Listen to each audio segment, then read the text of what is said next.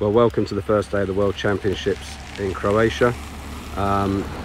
Due to the fact that Vincent Walsh is in hospital, the Irish team manager, and they only have 4 anglers without him because he was the 5th, we managed to get a local Croatian lad to fish for Ireland, and I'm currently been asked to cover captain for both Scotland and Ireland today to keep them straight on the bank, and we wish Vinny a good recovery. We hear he's hopefully going to be out of the hospital on Monday morning, which will allow him to travel back to Ireland with the rest of the team.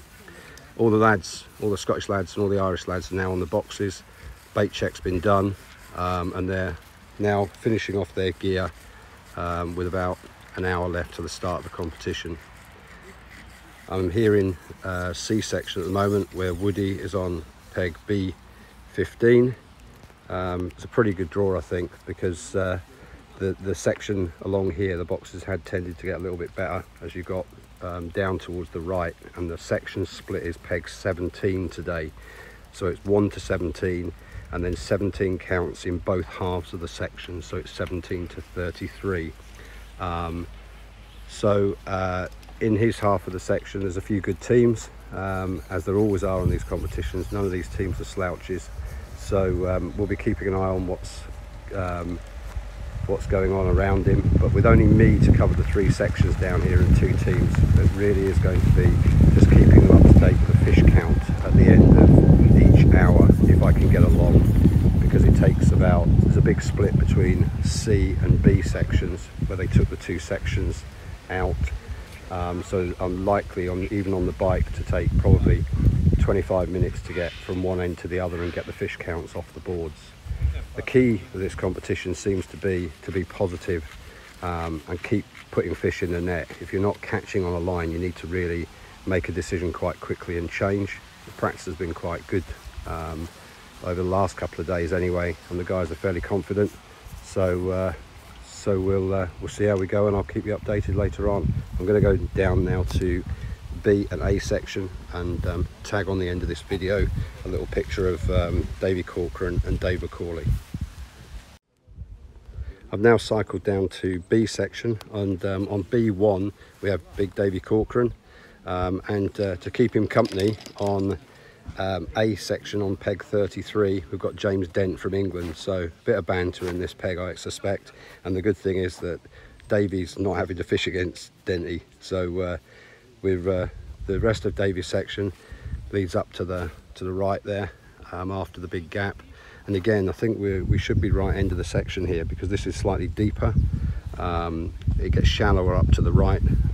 Yesterday we were on practice box 13, which today would be around peg 33, would be the start of box 13. And it's very, very shallow up there. It was about 2 foot. Whereas down here, I think they've got near a 3 foot on the pole. It's very, very shallow. The water level's way down, as you can see from the far bank there. So there's probably 4 or 5 foot down on the water level in the venue here, which is a real shame, because the Croatian Federation have done a fantastic job getting the venue ready.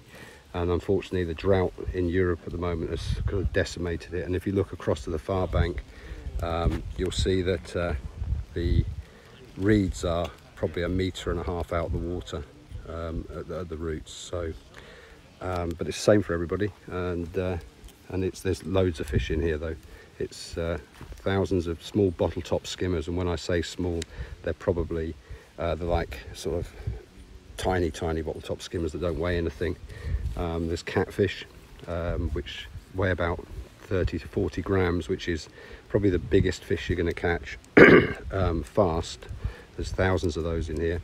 And then there's bleak to be caught, which to be honest with you, we'll leave to the Italians, the Czechs and the Serbs to play about with, because they're a complete nightmare.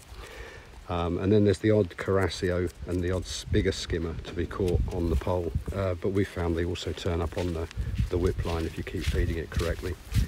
So that's Davy Corcoran on peg B1. I'm just going to ride up to A section now to see Dave McCauley, and I'll check in from there. And finally, up this end of the venue we have Dave McCauley on peg A8. This is a bit of an unknown area of the match length, to be honest, for us, because the lowest box we practiced during the practice week was box 7, which is at the end of A section where James Dent and Davy Corcoran are. So we've never been down this end at all. So there's a lot less vegetation on the inside along this bit, noticeably. So it seems to have a little bit more depth than we had in the other sections. So hopefully we might get a few more fish along here, but we'll have to fish it a bit differently to the way we're fishing it in the other sections. As I say, Davy's going to have to kind of work it out the way we've as he goes. The good thing, Davy's been top rod a couple of days during the practice, fished really well. So I'm sure he'll join with me in wishing him every luck today. Down to his right on, you'll see a bit of a crowd behind the pegs, about 4 or 5 to his right, because you've got along there, you've got Sorti from Italy, then you've got the Czech Republic, and then France in a line. So I'm probably going to watch that at the start of the match to try and gauge how they're feeding it, see if it's any different to what we're doing, and whether we can take these things into consideration based on the results that come out, and what they've done today, just to see if they do anything that's fundamentally different, that adds any value to our plan. But I think we're pretty confident what we're doing to get reasonably good points in every section. So it's over to the lads really. Now the other 2 anglers, James Dornham and Colin Hart, are up at the other end on the other half of the venue, which is about 45 minutes drive away, and Derek Brady's running the bank for them up there. Again, there's a big split between the 2 sections, so there's a limit to what Dell's going to be able to do, and that's the whistle for the pre-bait. So have a little wander along here and see what these guys are doing.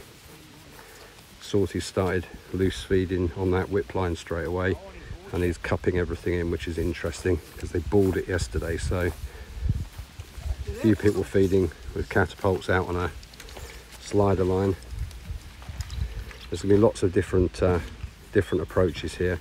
I'm expecting the Italians and the Czechs to really go for bleak from the start. France will fish for small fish, I suspect, short and long. So I'll update you later on in the day if I get a chance.